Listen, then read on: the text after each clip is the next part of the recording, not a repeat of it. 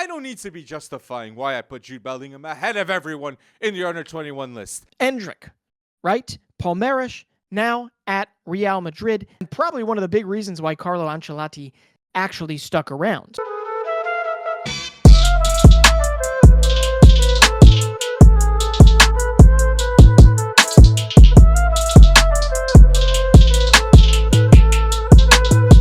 What's up, guys? This is Breton at FC Wonderkid, and yeah, you're expecting a different face, I'm sure. You were expecting to see Alex's big smile, but he is off on vacation, so we're going to try something a little bit different today. But what is our topic today? What are we going to be talking about? We're going to list top 30 U21 players in the world right now, and we're going to see what big differences there are, what similarities there are. I have a feeling he might have more Portuguese players on it. I might have less. We don't know, but we are going to get started. It is episode 143, FC Wonderkid.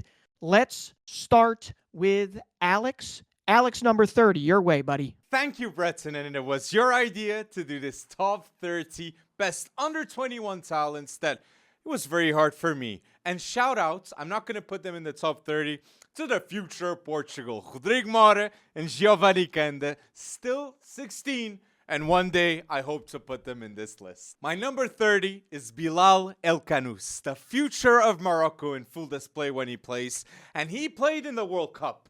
Pay attention to this kid, offensive midfielder that one of the best African players, Wonderkids, out there to watch. So yes, Bilal El Khanous. My number 30 is Bilal El Khanous from Genk, 19 years old, the best young playmaker in the Belgian Pro League, possibly even the best playmaker in the Belgian Pro League. There are some miniature similarities to Kevin De Bruyne, and I got to tell you, I think the biggest thing I got to say here is I am disappointed that Morocco did not use him more in the AFCON. There is a reason why you guys disappointed, because you didn't use Bilal El Khanous. But with Genk likely a selling club this summer, I would expect Bilal El Khanous, again, one of the best playmakers for Genk in the Pro League, to be moving on, and to be moving on for a pretty penny. The biggest thing we have to figure out is where next. And I'm going to tell you right now, Bilal El Khanous to La Liga this summer. That's my guess. Number 30, Bilal El Khanous. My 29th pick is Matias Solé. 10 Serie A goals this season, the future of Argentina, and he's on loan to Frosinone. Come back to Juve next season with Kenan Yildiz, another player I slept in this list. Miretti, another player I slept on this list, but a lot of talent. Number 29 is Yan Couto. This might actually surprise some people, but Yan Couto is a City Football Group player that is a fullback that plays at Girona right now. He is one of the heroes, essentially, of this big Girona season, and we are recording this before Girona takes on Real Madrid, so we don't know if Girona is at top of the table or bottom of, or in second place as they were previously, but Yan Couto is somebody that could play his way actually onto Manchester City team. He's a marauding right back. It's a loose term to call him a right back. He's more of a right midfielder at times, right wing back, but he has been an absolute revelation this season, just like the majority of the Girona side, and I don't think it's going to stop anytime soon. On top of that, he's in the top 3 in La Liga in assists. If you want to nitpick on him, you got to say he's got to have a little bit of defensive capabilities if he wants to be in the Premier League. But right now, he fits perfectly at Girona, and that will not stop anytime this season. Girona boasts not just Yan Couto, they also boast Miguel Gutierrez, two of the best fullbacks in La Liga at this moment, and two of the biggest reasons why Girona are chasing Real Madrid at the top, and almost a virtual certainty that they will be Champions League participants next season. So Yan Couto, City Football Group, so he could move to City, and he is the first of 2 on this list. Yan Couto at number 29 for me. My 28th pick is Pape Matar Sarr, and he's an extraordinary player, born in Senegal, defensive mid that now, Bissouma, Pape Matar Sarr, Maddison, this midfield of Tottenham looks different. But specifying on Pape Matar Sarr, remember the name because he can do so many things in this midfield of Tottenham. Defending, a lot of through passes that you gotta watch. And yes, he's my 28th pick. I could have mentioned Ugo Larsson, but it wasn't an easy choice. Another snub. Number 28, Johan Bakayoko, PSV Eindhoven. If you want to know why PSV Eindhoven has taken the Eredivisie by storm this particular season, it is because Noni Madueke went to Chelsea, making room for Johan Bakayoko, and Johan Bakayoko has turned into an absolute stud. Playmaker, top dribbler, one of the best out there, and Luke de Jong's best friend week in, week out. And just like El Canoes before in this list, and just like Noni Madueke at PSV before him, he will be a primary target for many clubs this summer. There is no way he is not moving on from PSV Eindhoven, and recent reports have Liverpool in pole position, but we'll see. We'll see. Johan Bakayoko is number 28. And he is one to watch. My 27th pick, it was a harsh one for me to put a 27th because this doesn't sound well with his name. It's Scalvini. I had opportunity to watch him against Sporting. Very good through passes, very good anticipation, very good on 1-1 duels as a center back. He's one of the few center backs I have in this list, but please, Scalvini, the future of Atalanta. I don't know if they'll stay with him a lot, but the future of Atalanta and the Azzurri. Number 27, and I have to say this is one of my favorites on this list. I kind of wanted to put him higher, but I didn't. It's Pape Matar Sarr. It is the bell, essentially, of Big Ange's project at Tottenham. Pape Matar Sarr, unfortunately, had a pretty disappointing AFCON with Senegal, but he bounced back right away over the weekend, scoring the equalizer, I believe, against Brighton. And I am one of the bigger believers here that Matar Sarr can grow into something world-class for Spurs, for Senegal, and his come up at Spurs is a perfect understanding of Big Ange's project at Spurs. One that recently won Lucas Bergvall away from Barcelona. Pape Matar Sarr was the beginning, and he will not be the end of the young players that Big Ange brings in. Sarr, Bergvall, Udogie, Van de Ven, some academy stars that are going to be coming through. Spurs' future is bright, and one of the biggest reasons is because of Pape Matar Sarr. My 26th pick is a 16-year-old. Did you figure it out? Comment down below if you knew before I said it. It's Lamine Yamal, the youngest player to score for Spain, the youngest player to score for Barca, the youngest in so many categories, and one of the best under-18 dribblers in the world. Another player that's saying 26th, it doesn't sound well, but when it's 2030, Lamine Yamal will be 23 years old. That is simply mad. My number 26 has got to be Arda Güler, Real Madrid. And some of you might be scoffing or getting angry at me for putting Arda Güler at number 26. Well, here's why. We're going off of his Fenerbahce amazingness. The amount of goals he scored. Well, he hasn't done that yet with Real Madrid. He hasn't shown or whatever you want to say with Real Madrid except in training. Carlo Ancelotti believes in him. It will come. I know it will come. It has come for Turkey. He's got 4 caps. He's got 1 goal already for Turkey. But we need him healthy. We need him to stay healthy. And I do hope that they continue to ease him in. If we're talking about Arda Güler at number 26, though, I got to say, if we rank this solely on potential, he's got to be top 5 in this list. The only issue I've got with him is that he's diminutive. He's small, right? And in La Liga, we'll see. We'll see how he actually progresses and how he develops, but Arda Güler, number 26 for me. My 25th pick is Ousmane Diomande, center back at Sporting. Please remember the name. Physically very strong and was key for Sporting to beat Arsenal. Number 25, and I think Alex will appreciate this one unless he's got it higher, got him higher, but Ousmane Diamande, Sporting center back, the man that went from FC Midtjylland to Mafra, and then a host of teams wanted him. Sporting won him away, and it's only been Diamande time at Sporting for a little over a year. He is the quintessential modern center back. There is no doubt that Sporting have the best ball-playing center backs in the Primera Liga between him and between Gonzalo Inacio. It has been a big disappointment again that we have not seen more of Ousmane Diamande at AFCON with Cote d'Ivoire, but I'd say the caretaker boss has done okay getting the Ivory Coast to the final, and maybe he'll see some time in that final. But between Diamande and Inacio, Sporting have two of the largest transfer targets and realistic transfer targets coming out of Liga Portugal this coming summer. But Diamande is an absolute force, and he's just getting started. So why at 25?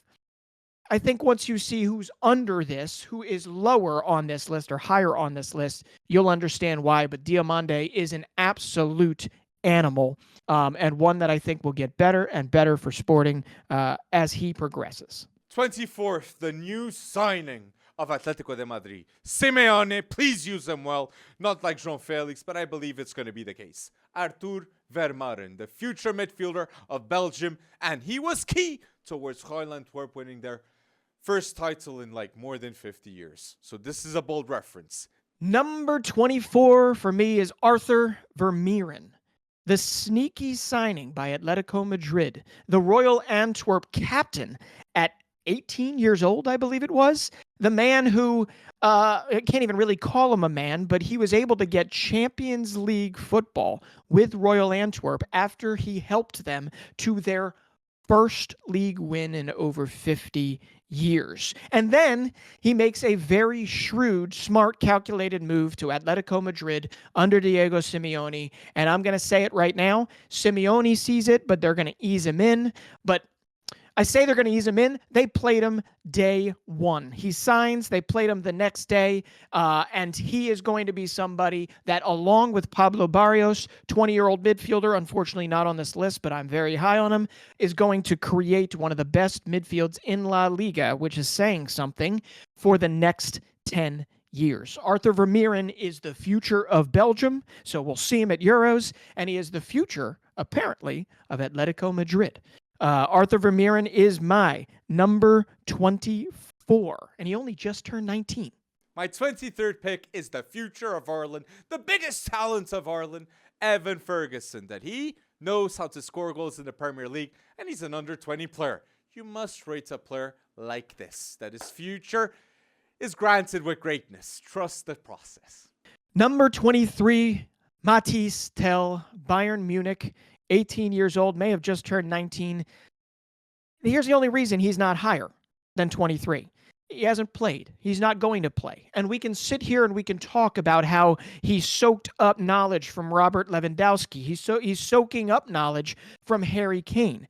But neither of those guys are going anywhere anytime soon. I am one of the only ones, I think, out there that has been screaming for Mathys Tel to get a loan elsewhere. And yet, even in a super sub role, you can see it. It's clear as day. This kid can play. This kid is a relentless finisher. He is a poacher, but he's also a target striker. And he is somebody that has not gotten his opportunity yet to really pull the trigger. I don't know who is on record. It might have been Julian Nagelsmann, but I believe Nagelsmann was the one that said once he gets his chance, he could go for 40 goals in the Bundesliga. I'm in agreement. I'm in complete agreement. Mathys Tel, if you don't know, is a product again of, and we're going to see another member of this later on, the Stade Rennais Academy, talent factory, and it was one of the biggest, shrewdest, greatest moves for Bayern to get him this early on. But now I implore, at some point, figure out a way to get him some game time. It's a little tough. I know right now it's push him on left wing, but Mathys Tel needs to play. Otherwise, he's stuck at 23. 22nd, one of the best young left-backs in the world is Destiny Udogie. Just arrived at Tottenham first season, and you must remember the name. Another player like Pape Matarsar benefiting of Ange Postecoglou. The future of De Azzurri, with Scalvini too, that was on this list. If you're liking this video, don't forget to comment down below who needs to be in the top 30 list. Come on! Number 22 for me, and this is crazy. I mean, this just shows you the quality of the top 30 U21 players, the depth of the top 30 U21 players. But number 22 right now, just like Yan Couto before him, he is one of the heroes. He's probably the biggest hero right now of Girona and their ridiculous historic run to near the top of La Liga's table. I mean, he's the star of one of the best stories in football. He's got 5 goals, 7 assists in La Liga. He's the most unpredictable part of that offense, the best offense in La Liga, which is saying something considering how much money Real Madrid paid on their attack. But they've got 52 goals scored to Real's 48. And Savio, people, he's 19 years old. 19 years old. The only knock I have on him is just he needs more time. We've got a small sample size of Savio. That's why he's 22. Because last year, he couldn't even get any playing time on loan at PSV Eindhoven. But this year, Girona has taken that step forward because of him leveling up, because of others leveling up. But Savio, there's this worry that he might be a one-season wonder. Well, guess what? Manchester City doesn't think so. Another City Football Group player, except he's contracted to Troy. And this one will be moving and likely will be bought by Manchester City. Multi-club effect in effect. So we could be seeing a Manchester City, Manchester City's wings being Jeremy Doku, and Savio. My, oh my, would that be insane. If this was 3 seasons in a row, I'd have Savio much higher. But because it's 1 season, Savio's at 22. But something tells me we'll be seeing him much higher in the next iteration of this. My 21st pick is Leny Yoro. Leny Yoro this season has been key towards Lille having the 2nd best defense in Liga. He's a leader. He anticipates a lot of the movements. And he's expected to do so much at 18 years old. Real Madrid is already associated to him, so you might as well know this name, Leny Yoro. 21, and we've got another center back for you. I really do feel like he probably should be higher. It's just hard. I mean, defenders are hard to rank when you've got such high-powered U21 players, especially on the attack. So my number 21 is Giorgio Scalvini for Atalanta.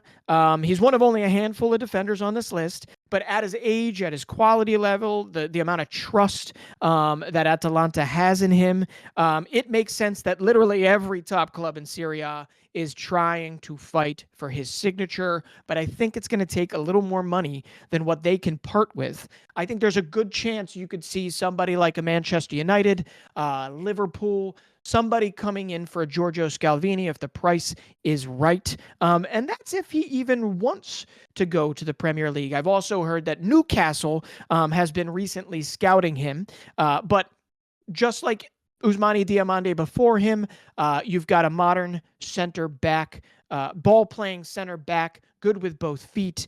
And Scalvini is the purest definition of it, and one that I think we'll see in the Premier League at some point soon.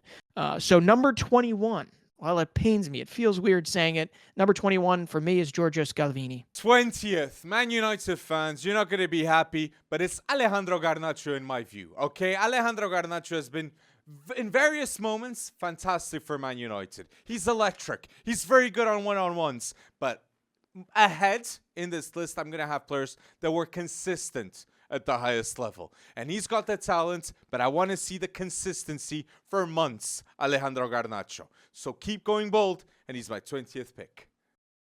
Number 20 for me is Alejandro Garnacho. If Alex was in this room, right, if we were doing this podcast mano y mano, I'm pretty certain he would be scoffing at me, he'd be yelling at me, he'd be screaming at the top of his lungs.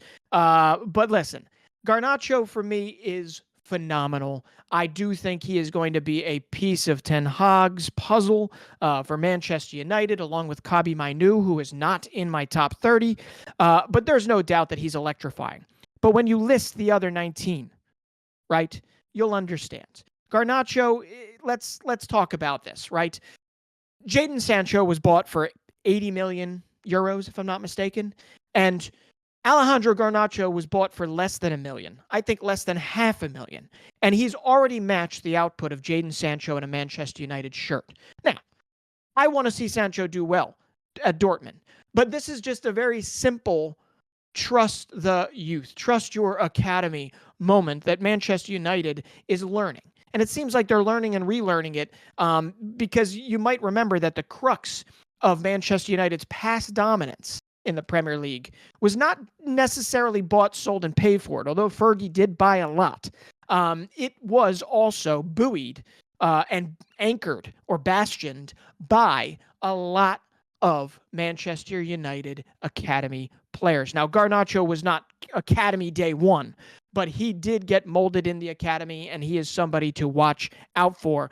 Garnacho, Xavi Simons, Rasmus Winter Holland, these are players that Erik ten Hag should build around, and I think he's starting to realize that, and that could be why United's had a pretty decent run of form as of late. I know I'm going to get killed from Alex with the whole Garnacho thing, and I know I probably need to mention that his idol is Ronaldo, but listen, Garnacho is one of those guys that he could stay here at 20, or he could be top 5 in this list next season. Well, only time will tell. This is going to be controversial. My 90th pick is ahead of Garnacho, Johan Bakayoko.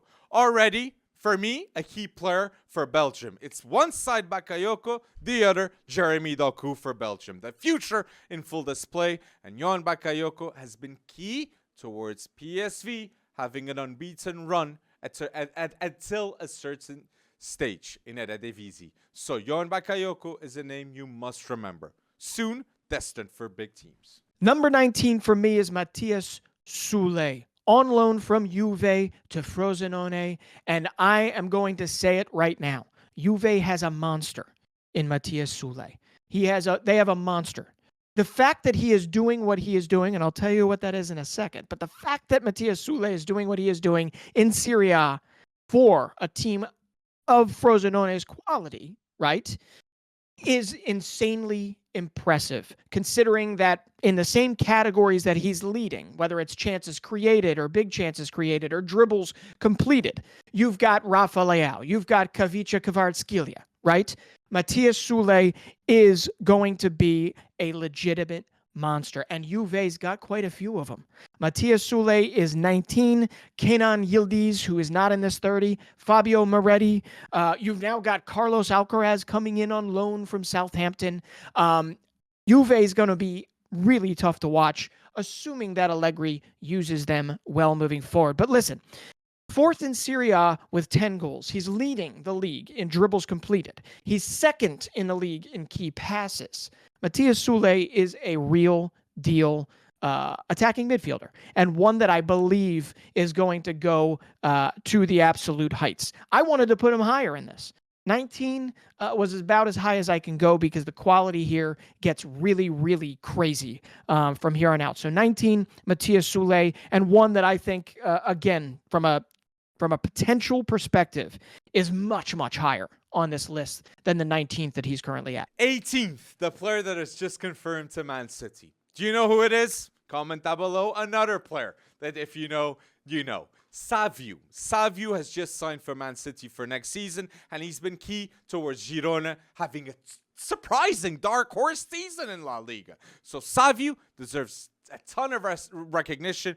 And don't be surprised if Savio goes to the Brazilian national team when wingers like Rodrigo, Vini, a lot of talent. This has been such a hard choice in this list, and I'm dying to see Breton's list. He didn't tell me before. Number 18. I have a feeling this one is going to be a little bit controversial, but number 18 for me is Vitor Roque.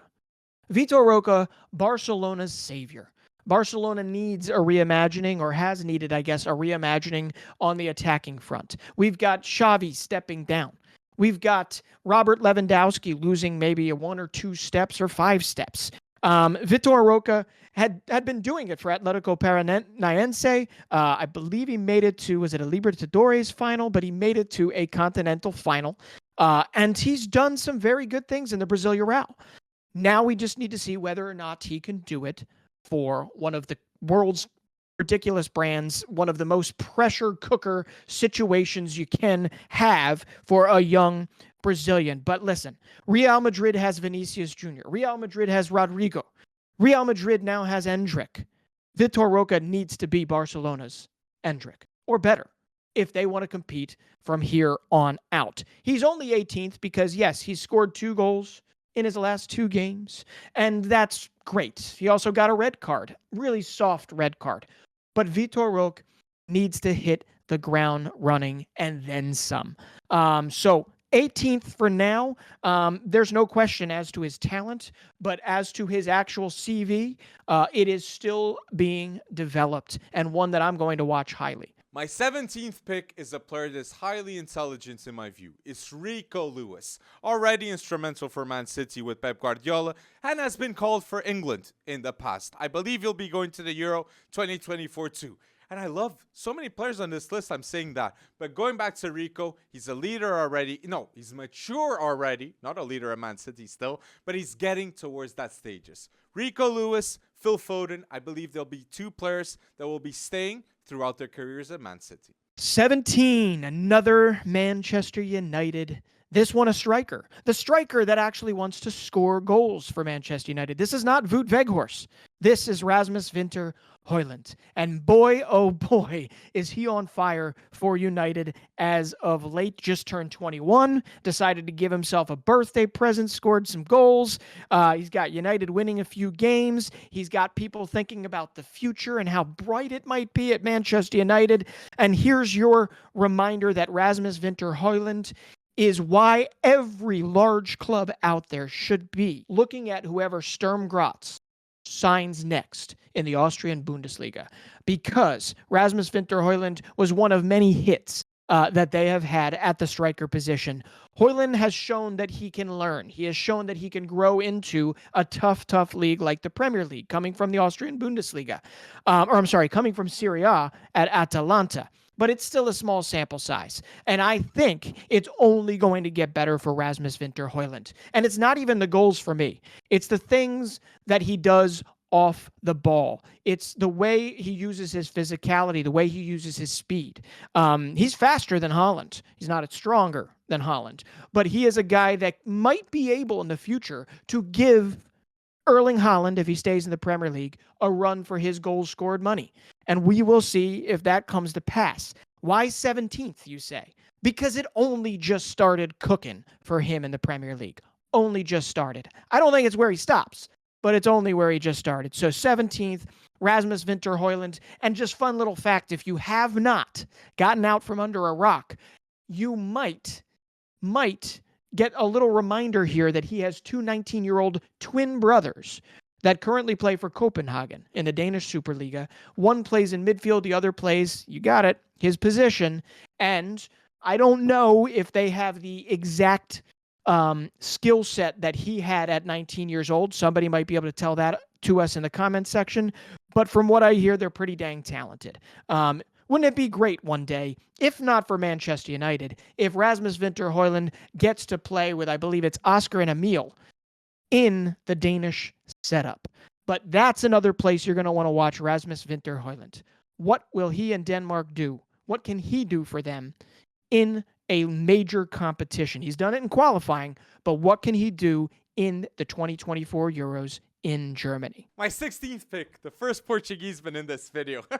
I referred to Rodrigo Martin Giovanni Kanda at the start, but Antonio Silva, he's a deserving player to be in the top 30 list. Antonio Silva is one of the best young center backs in the world, and yes, I'm putting him ahead of Lenioro, Scalvini, Diomande. He's the 16th for a reason. Already a leader towards Benfica, winning a league title last season. He replaced Jan Vertonghen. Vertonghen, that is a Tottenham legend. Okay, so he left to Belgium and he stayed, Antonio Silva, with all due respect to Roger Schmidt for doing a hard decision. And Antonio is key for Portugal. Number 16 for me, we got to go to the other side of Manchester, the blue side, the winning side these days. Jeremy Doku, a player that we've actually gotten a chance to. FC Wonderkid has grown up as Jeremy Doku has grown up. I've gotten to interview him. We've gotten to talk to. I mean, he's nothing if not a straightforward, wants to work his tail off type of player, and that is the complete opposite type of player that he is on the actual pitch. He's explosive. You can't figure out what he's going to do. He's strong, obviously low center of gravity. He's fast. The only thing that may have hindered his development, even in the slightest bit, is injuries. And guess what? At Manchester City, he has not been injured. And at Manchester City, he's already made some history. He's become only the 9th player in the league's history to go for a poker of assists in a Premier League game. That is saying something. Now, he's not higher on this list for me at 16th. He's not higher because it's a small sample size, one, and I believe that a lot of his ability to hit the ground running has also come with the quality of side around him. Just imagine with Erling Haaland or Kevin De Bruyne on the pitch with you, you're going to have a lot of time and space whether you like it or not. Even as a one-on-one specialist, even as somebody that likes to cut inside and cause chaos, Jeremy Doku in any other side that doesn't have these offensive weapons would not get this time and space. Manchester City essentially grooms that out of him, and that's a good thing for him long term. It's whether or not he can deliver it consistently decides whether or not he moves beyond the top 16, top 15 here. But Jeremy Doku is a flippin' force to watch for Manchester City moving forward, especially now that De Bruyne is back and now that Erling Haaland is back. Something tells me production is going to go straight up. Also got to watch for him this summer with Johan Bakayoko on one side, previously mentioned up at the top of this list, and Jeremy Doku on the left side. Belgium is going to have two of the most ridiculous wingers, most explosive and exciting wingers at the upcoming Euros in Germany. My 15th pick is Alejandro Balde. He's already a starter at left back for Barca. That says it all, okay? He's young, he's the future of Spain, and I have 5 Barca players on this list, and Alejandro Balde is a must. Once again, the future of Barca is the future of Spain too. So, rate Alejandro Balde because injuries are taking a toll on him, but you gotta respect the quality and believe. Number 15 is Levi Colville, 20 years old. Next to Cole Palmer, probably Chelsea's second brightest spot in what has been a relatively bumpy, so far dismal season. But listen, he's become absolutely indispensable to Mauricio Pochettino. He'll become absolutely indispensable even if Pochettino goes, which it doesn't seem like he will. My sample size for him not just comes from his loan to Huddersfield or to Brighton before this. It comes a lot from the U21 Euros and what England was able to do with the defensive cohesion between James Trafford at goalkeeper, Levi Colville, and Taylor Harwood-Bellis. Calm on the ball. He's mature beyond his years. He can play, obviously, on the left. He can play in the centrally. I'm sure he can play in midfield if he absolutely needs to. It absolutely baffles me that there was ever a chance that Chelsea were going to let him go and let him develop elsewhere. Even if they got paid, it would be something that they would be reckoning for years to come. Levi Colwill is probably the best young defensive prospect in England's setup, and I don't think that's changing anytime soon. So number 15 for me is Levi Colwill. My 14th pick is another Spanish player, Nico Williams. This is a player that he plays with his brother Iñaki Williams and already has so many assists in La Liga. Another electrifying player that, look, if he goes to Barca one day, I'd love that to happen. But 14th pick, Nico Williams, he must be on this list. Number 14, we're going to stay within the Chelsea setup. We've got to talk about the revelation of double-digit scoring in the Premier League, Cole Palmer, or Cold Palmer, as his teammates apparently like to call him. Cole Palmer has 21 goal involvements in all competitions for not just Chelsea, but also Manchester City. It's only been 6 months since he scored the UEFA Super Cup goal before he then secured a move from Manchester City to Chelsea. And it's one of the ones that you look at, and I know Pep Guardiola has his reasons to let players go, but he's one of the ones you look at and you say, might Pep grow to actually regret that? Even if he did regret it, he's probably never going to tell us. But listen, we all know Cole Palmer needed one thing and one thing only. It was room. It was room to play. It was room to grow. It was room to make mistakes. Cole Palmer at Chelsea is doing just that. And if Chelsea's fortune is to turn around in the future, it's not going to be in spite of, it's going to be because of Cole Palmer, right? We know this.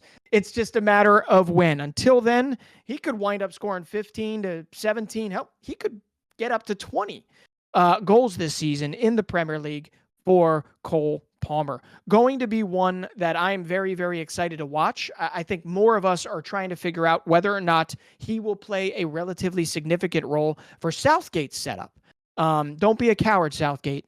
Bring Cole Palmer to Germany and bring him in off the bench. I think you'll be pleased with what you get from him.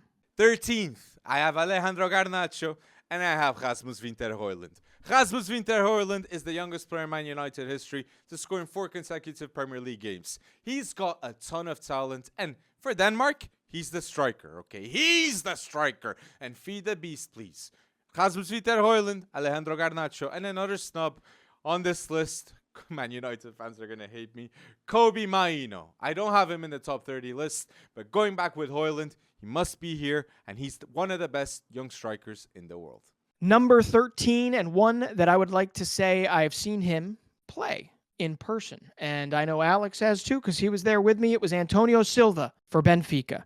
Antonio Silva, the UEFA Youth League title winner, followed up then by a Liga Portugal title winner. He's got 7 caps for Portugal, all at the age of 20. And the only thing I have to say is that Antonio Silva needs to level up at some point. Not that Benfica couldn't have gone further in the Champions League this season. Not that they can't go on to win the Europa League. But I think all of us are chomping at the bit to know who is going to actually pry Antonio Silva away from Benfica. He's already got 75 appearances, and considering the strength of Benfica's defense over the last 5 years or so, the fact that he broke his way into a Benfica defense like that is absolutely a testament to not just his current ability, but obviously the potential that he possesses. Right up there next to Diamande in terms of his potential, and one that I don't think this is hyperbole, but he's got all the tools to become one of the best defenders in the world, much like a certain Ruben Diaz previous to him. So his biggest test so far in a Portugal shirt has been that World Cup loss to South Korea. But in that game, he became, I believe, the youngest player to play or to start for the Portuguese in the World Cup. That will probably be broken at some point, maybe by João Neves, but we'll get to him. So I am excited to see where Antonio Silva goes. I'm excited to see what happens next for him. But once again, the only reason he's not higher in this is because you'll see. You'll see. So 13 for Antonio Silva at Benfica. My 12th pick is a player that is going to Real Madrid next season when he turns 18. Do you know the player? Giving you the chance to comment. The player is Endrick, okay? The future Brazil 2. Being selected for Brazil at 17, that speaks levels. And I think he's the youngest since Ronaldo Nazario to be selected at such a young age. But yes, Endrick, I expect to have an immediate impact at Real Madrid. Not like Jude Bellingham, because Jude Bellingham is going so bold, equaling like Cristiano Ronaldo numbers. But Endrick, expect big things. Big talent. Number 12 is Nico Williams, Athletic Bilbao. And I'm not going to pick a favorite between the Williams brothers, but it's one of the greatest stories in La Liga next to Girona. Nico Williams has Bilbao giant killing at times, really annoying the heck out of some of the bigger teams in La Liga. And Nico Williams is very, very simply put going to find his way to the Premier League this season. I know Alex on a few of our past podcasts has been saying, "Oh, I really love for Barcelona to nab him, to bring him in. But 15 goal involvements in 24 games this season. It's very much a breakout season for him. But he's already got well north of 100 total appearances for Bilbao. He's got 34 goal involvements, but the majority of that has happened in this season and this season alone. It's really interesting then that he was picked up, obviously, by the Spanish national team. The quality is seen. He has been ingratiated into it. He's been ushered in.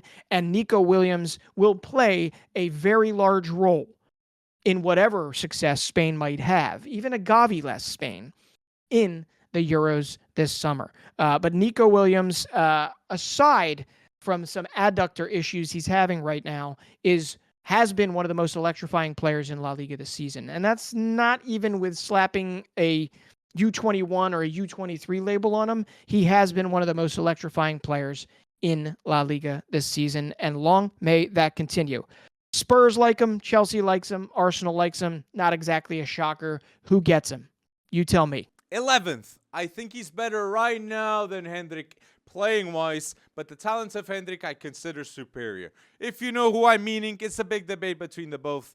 It's Vitor Roque. Vitor Roque is my 11th pick this season in the top 30 under 21 list. He scored 2 goals in 133 minutes for Barcelona. Unfortunately, he got a red card, not because he wants to go to the Carnaval, but in terms of talent, he's very he's physically strong. He's got great pace. He's got good finishing, good instincts too, but he still needs to know how to play in that Barca mold. It takes time. He needs to adapt. He's not a La Masia grown player, but expect big things too. Just like Endrick at Real, Vitor Roque at Barca too. Number 11 is Ant-Man. No, I'm not going to call him Ant-Man. It's João Neves. It is the pit bull, the bulldog, the whatever you want to call him, that somehow combines his size and his tenacity for Benfica. I don't think he's put a bad foot forward this season for Benfica. And the 10 above him are just killing it, maybe at a higher competitive level on a regular basis from a league perspective. But the fact that I have him at 11th in such a star-studded field here of U21, not prospects, U21 verifiable stars, is just absolutely insane. Once he takes that next level, it's what can he add to his stable, right? Can he add goal scoring? Maybe. I don't know. Could he become a Jude Bellingham type of situation in that? But he's basically this veteran of consistency, and he's not even 20. And that's just in and of itself absolutely insane. He's unpressable, and he does the pressing. He can get out of tight situations. Great, obviously, with ball control. Great with passing. Great with his vision. João Neves is the real deal. You don't need to hear it from me. If you want to, I don't know where Alex has him in this list, but my guess is it's pretty dang high. So João Neves deserves to be up here. Again, as I've said this previously, with Savio, with Nico Williams, with Antonio Silva, what his next step is going to be is going to decide how good he will become. But I'm going to say it right now. Will he be the starter for Portugal at Euro 2024? And that, I don't know. They're too stocked in that mid of the park. So we will see João Neves. My guess is he'll be top 5 at some point in this list, but he's got years to do that. João Neves, Benfica, number 11. My 10th pick is the best under 21 Portuguese players. And this shows that I'm not biased. I'm putting him 10th, not first, not second, not third, in the top under 21 list. Some Benfica fans might put him first. Do you know who I'm referring to? It's João Neves, a player that is very mature, very professional. And you know why he plays so well for Benfica? Because he absolutely feels the club.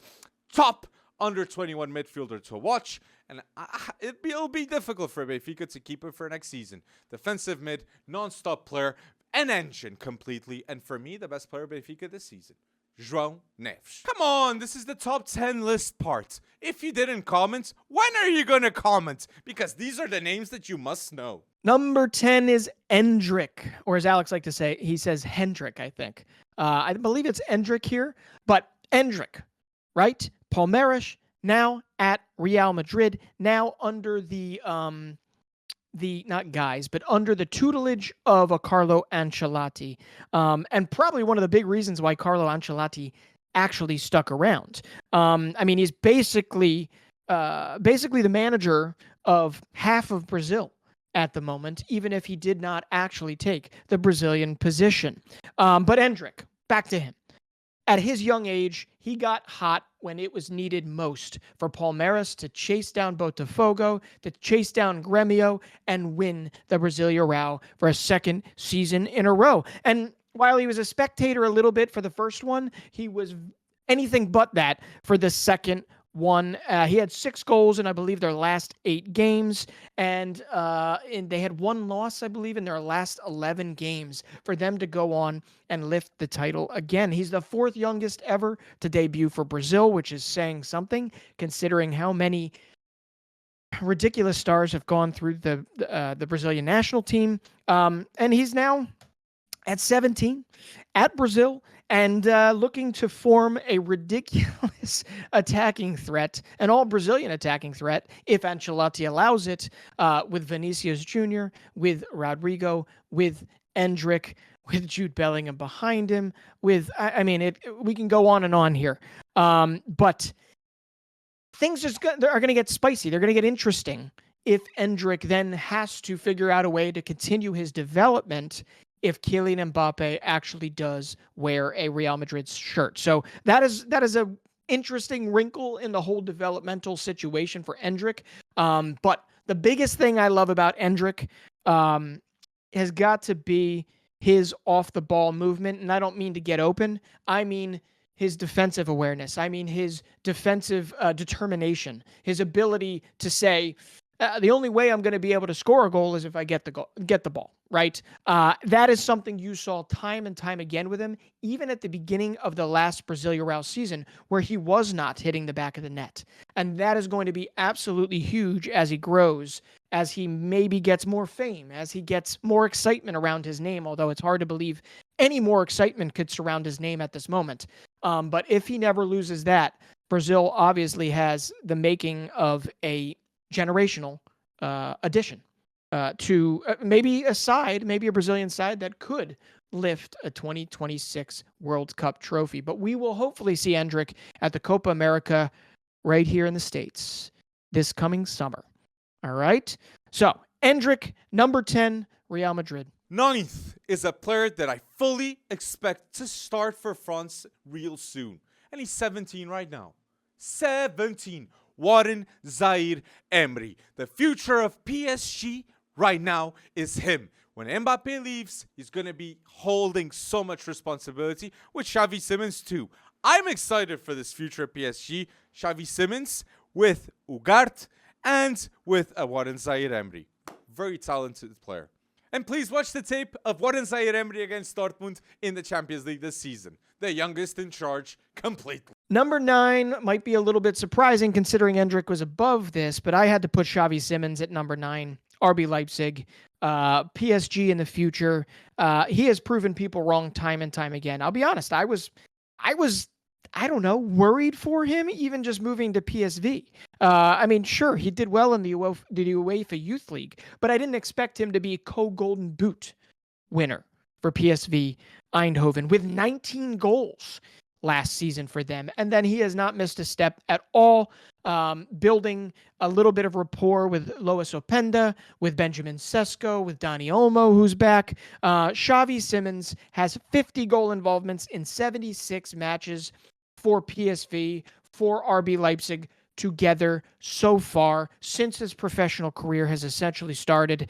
I don't know what else you want me to say. All I can say is that PSG will be stacked in the near future if they can convince him that he is a major part moving forward of whatever they've got.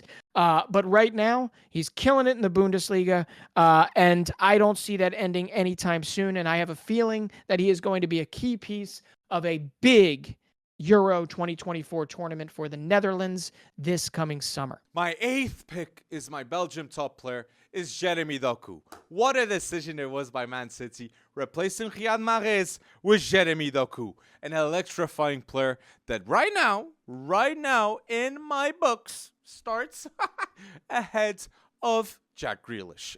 And if he's starting ahead of a player that was very important towards City getting a Champions League, that means a lot.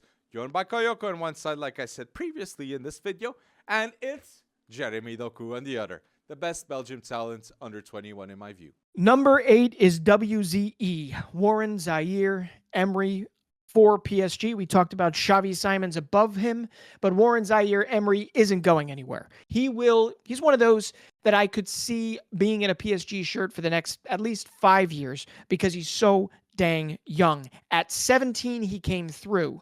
And considering, just think about how much PSG has spent on their roster over the years. Even in these Luis Enrique years, even previous to that, I know they're moving away from their star-centric side of things, but Warren Zaïre-Emery, amidst all of that, said, put me in, coach. And he has not relented. He has not stepped down. He has played in multiple roles for PSG, and he has been nothing but good for them. So Warren Zaïre-Emery also became the youngest ever to debut for Les Bleus. And as we mentioned previously, with Endrick being the 4th youngest for Brazil, for Zaïre-Emery to do that with the last 20, 25 years of French football being Brazil-like, it's insanely impressive. The world is his oyster, essentially. Now, the only downside is Warren Zaïre-Emery is not a goal scorer. He's not somebody that people are necessarily going to be putting on their walls. That, believe it or not, is a wonderful thing for his development. So long may it continue. But for him to be at 8 in a DM type of position is pretty ridiculous. So Warren Zaïre-Emery, number 8. And oh, by the way, if I haven't said it yet, I mean, very clearly he's the best young player in Ligue 1. I don't know if that's even debatable at this moment. 7th player, Camavinga. Da, da, da, da, da. I'm not a good singer, but I'm good picking Wonderkids, and Camavinga must be in my top 7 list of under 21 players. Galactico, choice by Florentino Perez to get a Galactico. Like Eduardo Camavinga. Stade Rennes sold him for 30 million and now is perceived as a bargain because he played at left back when Benzema played an extraordinary Champions League. Okay, that was history in full display. Not last season, the other season. Camavinga at left back, never forget. But let's hope to see him more at midfield. 7th, Camavinga. Number 7 is Lamine Yamal. Why, do you say? No, Lamine Yamal. I mean, we have to say Lamine Yamal. Okay? I have worries. I have said, you've heard me on podcasts previous to this, I have worries that Lamine Yamal will be beaten down physically like Gavi has been, like Pedri has been, like Alejandro Balde has been. But if you take that worry aside, you can see it. He oozes not just potential, but he oozes creativity. He dribbles, I don't know, like a Brazilian. He is absolutely mouth-watering to watch. And next to Zaïre-Emery, I believe he's the purest combination of current level play, high current level play, and just astronomically high potential. And a lot of the reason why Xavi can't get away from him is because he's such a difference maker. He can't keep him on the bench that often because he does things nobody else in this Barcelona side can do. And at his age, 16, soon to be 17, I believe, the fact that he's doing it now only bodes well for the future. It's just whether or not they play him into an absolute conundrum to where he actually physically breaks down, because he has not physically yet caught up with the competition. But listen, just a quick example of how good he is. He has the highest dribble completion percentage out of anyone in the top 5 leagues in Europe. No age category. Think of all the dribblers, if you can, that we're talking about. But on top of that, he leads La Liga in hitting the woodwork 4 times. He is high up there in big chances created. And I don't even know, he can't even drive a car here in the States. So it's really impressive what Lamine Yamal has done. I just hope that we baby step the heck out of him and we protect him at all costs. Number 7, Lamine Yamal. My 6th choice is Xavi Simons, a player that made a bold choice, but the right choice when he went on loan to PSV. Now he was signed to PSG for 6.5 million, bargain deal. Bargain deal, because yes, he was at the PSG academy. I even remember watching him in the youth league, but the comeback is unreal. PSV and now at RB Leipzig, one of the best players in the Bundesliga, and he's under 21. I'm fully hyped to watch him in the Euro 2024. I told you, so many players are going to this Euro 2024. So Xavi Simons, my 6th pick. Number 6 is Gavi from Barcelona. Now, this might be him getting unfairly penalized for being injured currently at the moment. But basically, the man is everywhere. The man is absolutely everywhere. And a little bit like João Neves, he does it with the ability to cover space in a very quick amount of time. He does it with proper positioning. He does it with great tackling ability. He does it with an aggression that you don't see very often. I mean, it's Gennaro Gattuso-like aggression with Gavi and João Neves. Now, Gavi also possesses elite technical ability, also possesses the ability to have a line-splitting pass. He also possesses the ability to lead a team into the future, like a Pedri, like what Barcelona needs moving forward. It's only been 2.5 years since Gavi was handed his debut. Gavi is one of those, along with Pedri, that I could see leading a Barcelona for 10 years plus. They could be the next iteration of an Iniesta, right? Of a Xavi, of a Busquets, moving a Barcelona forward. It's just a further understanding that you should continue to trust the academy, but you should not use the academy solely as a crutch. And that's the only downside I have to say about this. Gavi, get back. The only thing I'm angry about is that Gavi at number 6 is not fighting his way as a previous golden boy, not fighting his way to the top with Spain at Euro 2024. And I'll be really interested to see how Gavi's absence actually affects that Spanish national team. My 5th pick is Florian Wirtz. He had to be in the top 5. If Bayer Leverkusen are unbeaten until now, it's 100% with a fully big impact of Florian Wirtz this season. One of the best creative midfielders in the world playing right now. He can assist anyone this span. And if Germany are going to surprise people, not surprise, they're playing in home turf. But if Germany are going bold with Nagelsmann, it's with Florian Wirtz having a tremendously good tournament. But please, if you haven't watched Leverkusen with Xabi Alonso this season with Wirtz, please do. Number 5. Now, I am giving him credit for the adversity that he has gone through, and that is why Florian Wirtz is number 5. Bayer Leverkusen is one of the most electrifying teams to watch right now. They have one of the most electrifying managers in Xabi Alonso, and they have a ridiculous core that if they can keep them together, they could keep Bayern from lifting or pouring beer all over themselves or lifting the actual Bundesliga title for a 12th year running. And let's be honest, a lot of us have Bayern fatigue, so we hope that it happens. But listen, Florian Wirtz is only a year or so out from tearing his ACL. There is not a club on this planet a year in, 6 months beyond his recovery, that do not want to sign this man. Okay? Florian Wirtz has 13 goals, 23 assists, and 43 starts since his injury. And up until we're filming this before Bayern and Bayer Leverkusen have played each other, but up until today, Bayer Leverkusen have 30 games unbeaten, and that does not happen without Florian Wirtz in Xabi Alonso's setup.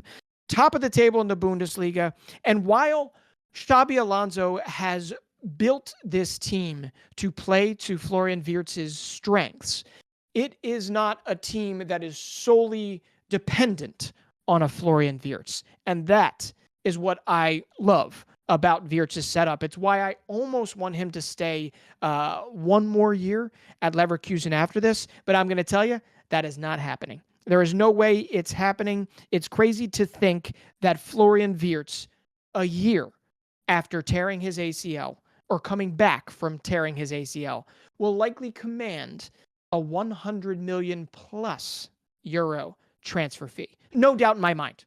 He's a $100 million midfielder, for sure.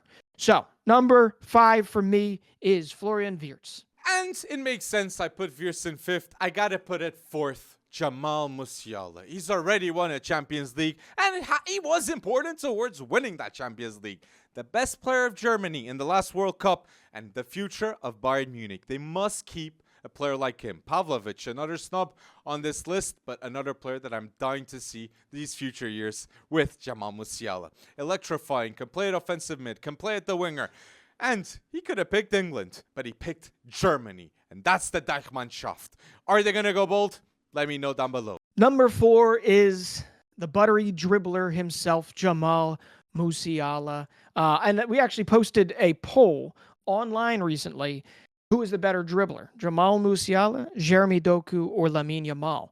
Jamal Musiala, I believe, is currently winning, and we're about a day into it with over 3,000 votes. So go check it out on FB Wonderkids. But Jamal Musiala, we know what he brings to the table.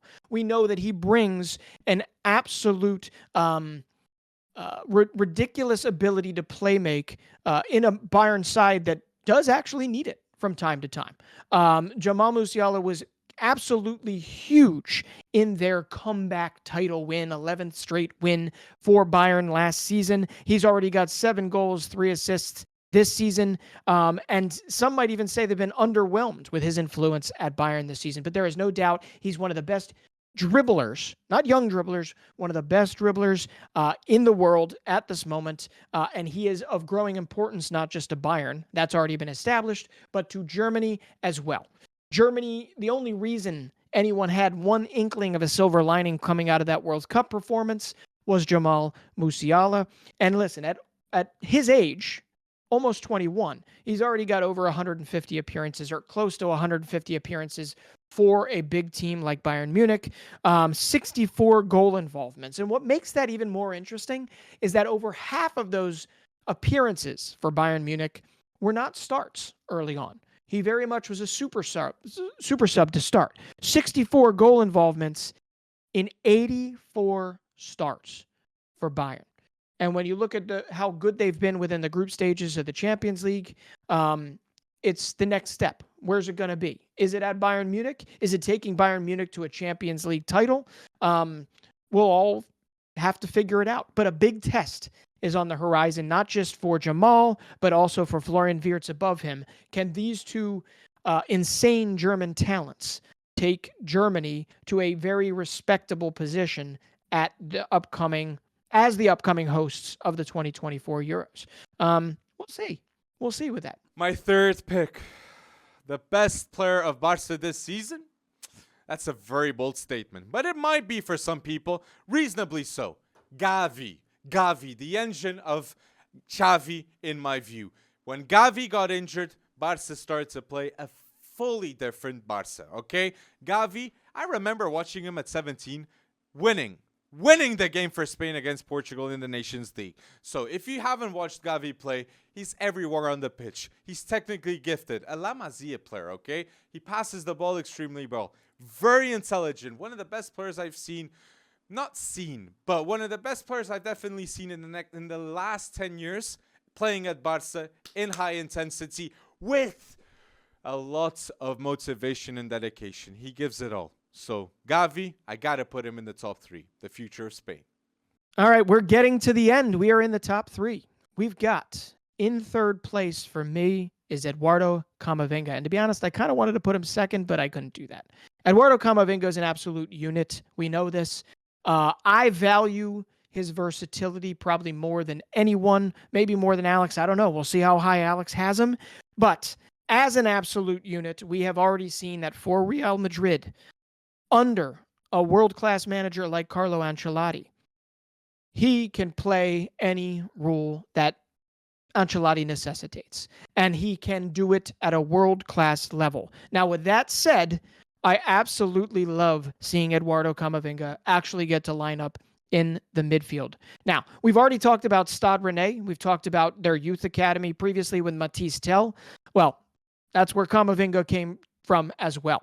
If for some reason you don't remember that, it's because he wasn't there long enough. Now, he was there long enough, but he was there long enough for Real Madrid to do the right thing, spend the money, bring him in. But along with Camavinga, along with Tchouaméni, along with Endrick and Vinicius and Bellingham, along with Arda Güler, Real Madrid is just absolutely stacked for the future. They are already doing a great job at figuring out how to phase out the influence of the guys that made them a winning club for the decade prior to this. But the decade beyond this, especially if they land a Kylian Mbappe, is scary.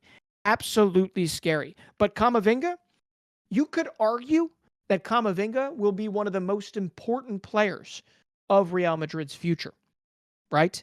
And that, I think, is a testament to his ability, to his versatility, and he's only going to get better. So Eduardo Camavinga, to me, is third. My second pick, I got to put him here. Another player that is the future of Spain. And yes, I'm putting him ahead of Gavi. Ahead of Gavi right now. It's Pedri. Pedri is unreal. He controls the tempo of Barca, and I'll never forget watching Pedri and Messi dominate when they played together. Pedri was one of the best buys I've seen from Las Palmas to Barca. That's a bargain. That's a transfer that is going to go down in history. Remember that I'm saying it was like 5 million from Las Palmas. Well, Fede Valverde was bold too, from Peñarol to Real Madrid. But yes, Pedri is my second pick because Pedri is already one of the main players of Barca and the Spanish national team. The best young player of the last Euros. Let's see in this one too. And he's still under 21. Number 2 is the midfield general for Barcelona. Even when he plays bad, he's world class. Pedri for Barcelona, or Pedri is Barcelona, I would say, at the moment. Gavi was getting up there in terms of influence, but there is no doubt that when Pedri is healthy, when Pedri is feeling good, he is one of the best young players, if not one of the best midfielders on the planet. And I guess 128 appearances in a Barcelona shirt, doing what he did for Spain, whether it was at the Olympics, whether it was in the many competitions that he has played, you can very much tell that this man leads by example. That he leads by always trying to be on the pitch, to be center, to deliver that world-class influence on the game. But it is also an Achilles heel for him. He has missed 11 games already this season.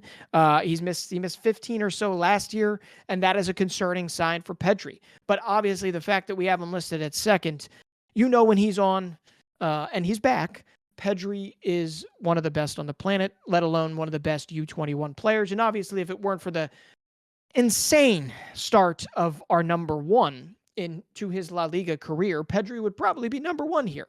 But Pedri will have to lead a Gavi-less Spain in the upcoming Euros. And I have a feeling that if he's given enough time to recuperate, I think you're going to see this Barcelona come down from last year's big La Liga win as actually a good thing for Pedri and his health moving into the offseason, the Euros, and Barcelona's probably supercharged next season as they get ready to try and win La Liga next season. But Pedri has the ability to become Iniesta for Barcelona. I don't think that that's hyperbole. I know that there's a lot of work that needs to get done there, but he came over from Las Palmas. He is not necessarily a La Masia product, but my goodness, he exudes everything that La Masia builds in their players, even if he was Las Palmas previously to this. So Pedri at number 2, I think he will be a Barcelona legend when all is said and done. Tell me if you disagree. And my first pick, people, if you know, you know. If you don't know who my first pick, you don't know ball. You officially don't know ball. If you didn't comment, that's saying to me that you don't know ball, because that's the only evidence I can see that you knew the answer before I said it. I'm going to give you 3 seconds. 3, 2, 1. Okay, one more. My first pick is Jude Bellingham. Jude Bellingham, 18 goals this season. He's a midfielder. Real Madrid didn't sign another striker because Jude Bellingham exists. Jude Bellingham has played in the Championship, in the Bundesliga, and now at La Liga. When Vini was injured, no doubt he was the best player in La Liga and Real Madrid. Griezmann versus Jude Bellingham was a thing and still is a thing, okay? Jude Bellingham, 27 international appearances for England too.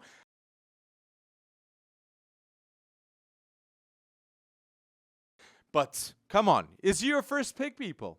And big snubs. I didn't put Nunes because Nunes has been injured the majority of the season, okay? So that's the justification. I would have put him if he was playing, okay? Jan Couto. That's a huge snub for what he's doing for Girona with so many assists. I think it's 6 assists at least right now in La Liga. Number one, I don't think that this is a shock in any way, shape, or form. I mean, he is the flippin' Ballon d'Or favorite at the moment.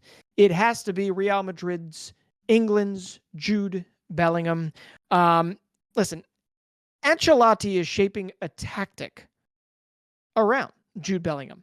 Jude Bellingham has rewarded Ancelotti for that with 14 goals. And I think it's like 3 assists.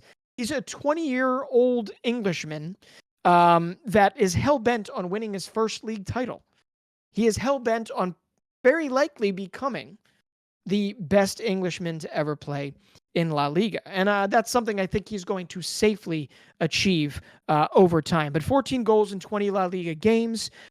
They are probably one of the favorites to lift the Champions League title. He's got 18 goals, 8 assists in 28 total competitions, total appearances in all competitions this season. And 7 of those have come in the Champions League. We know what he has done. I mean, Birmingham retired his number when he only played with them as a 16-year-old, right? That might not be fully true, but 15, 16, 17. Then he moved to Dortmund, and he immediately assumed a leadership role for Borussia Dortmund. They won a cup. They weren't able to win a league. Okay. Well, he is, as I mentioned, hell-bent on winning things with Real Madrid.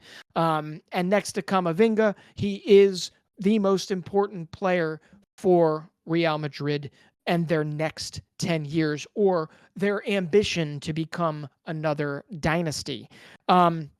He has already almost half or more than half of his goal involvements total.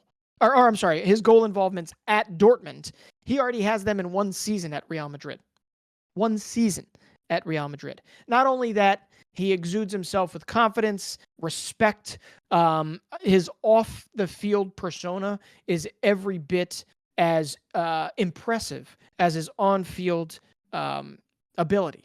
And that is something that I hope does not go down. I mean, this is a guy that you could see being a stud for years and years to come, leading England to a very major trophy in the future, and probably even hanging up the boots and becoming a ridiculous manager when all is said and done, because that's how much he loves the game. Jude Bellingham, I have a feeling he's going to get his first league trophy this year, and I have a feeling that that is not the last. That Jude Bellingham. So I'd be very surprised if Alex does not have Jude at number 1, but Jude Bellingham, number 1. So there it is. The top 30 U21 talents on the planet right now, according to Alex and Breton at FC Wonderkid. You let us know down below with a few likes, if you don't mind, with a whole lot of comments. I don't care if they're positive. I don't care if they're negative, but let us know who you'd have in your top 30. Let us know who the absolute snub was. Let us know if we got our top 5 absolutely wrong, or let us know who you think is definitely going to be in it this upcoming season, because 2024 just started. But until then, thank you for tuning in. Please hit us up with a like or a comment or a message. And as always, go bold. And thank you for tuning in to FC Wonderkid.